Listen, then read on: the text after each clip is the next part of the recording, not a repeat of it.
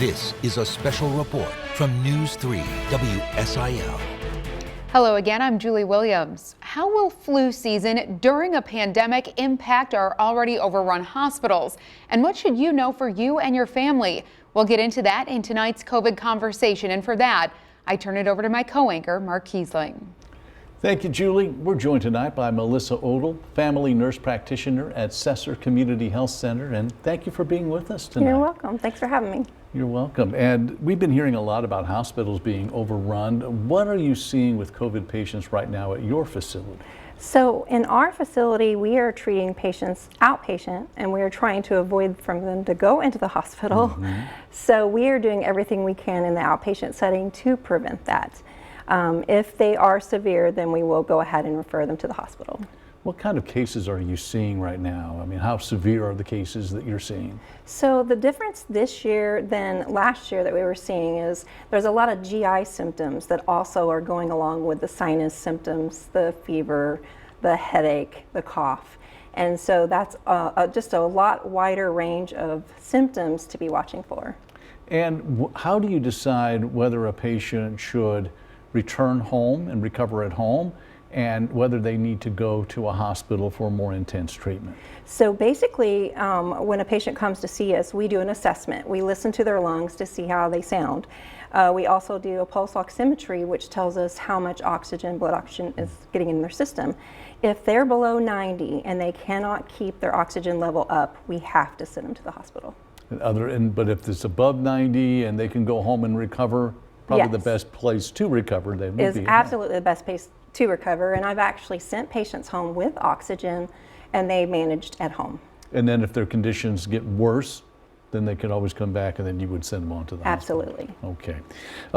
Along with the ongoing pandemic, we're also entering flu season. Is it safe to be able to get your flu shot and a COVID-19 vaccine at the same time? Yes, it is. I actually just had a patient today that wanted that, and it is safe to do both the flu and the COVID at the same time. Are you offering the vaccine and the flu shot at your health facilities? We are offering both, Moderna, and we have Pfizer, and then the flu shot. Okay. And if somebody wants a vaccine or a flu shot, they just call up, schedule an appointment? All they have to do is, yes, call and schedule an appointment. It is very easy to see us. Okay. Now, because of the flu, COVID-19, colds, cold season's coming up as well, and seasonal allergies all have similar symptoms. What do you look for that separates COVID-19 from the others? So, as you mentioned, it is a big problem. A lot of children we're seeing is from the schools because they're given a criteria of what they can allow to stay in the school or send home. And they have to be cleared by a physician at that point. So that is when we're seeing a lot of the kids coming in for testing. Kids a lot of times will have, the runny nose and a fever. Sometimes they have a cough, and some will have the GI symptoms as well. Are you doing a lot of testing right now with children? We are doing a lot of testing right now with children. And about how many would you say, on a weekly basis, are you seeing of COVID cases, actually, testing positive for COVID? So I am blessed to be in the location of Cesar, so I can only speak for our location, but we have 12 different locations across the entire Southern Illinois area, so we're seeing large volumes. All right. And so are you seeing more cases involving children with the Delta variant over the last few months than you did before when COVID first started? Yes, we are seeing more children this year than we were last year. All right. Now, illness can strike at any time.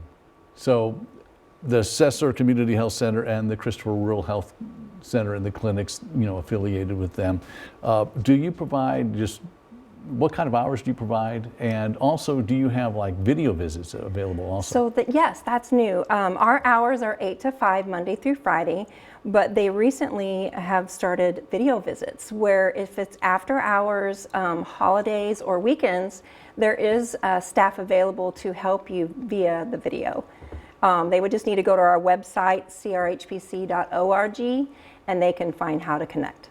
And what would one of those video visits kind of be like? So in the video visit, basically we're trying to get the symptoms that the patient is having. We are assessing, we can see them by video, so we can actually assess how they look and then determine the best treatment. All right. Now, as we continue to battle COVID-19 and the flu season, what are some ways people can protect themselves from both? So obviously one of the first things we say is wash your hands. Wash your hands. And then wear the mask. We ask people to social distance. If you're not feeling well, we ask you to stay home. Yeah. All right. Avoid the crowds if you can, right? All right. Maybe a good idea for with the holidays coming up. We don't want to see a resurgence of COVID-19. Well, Melissa, thank you so much for being with us today. You're welcome. And we will have this interview and much more COVID-19 information on our website, WSILTV.com.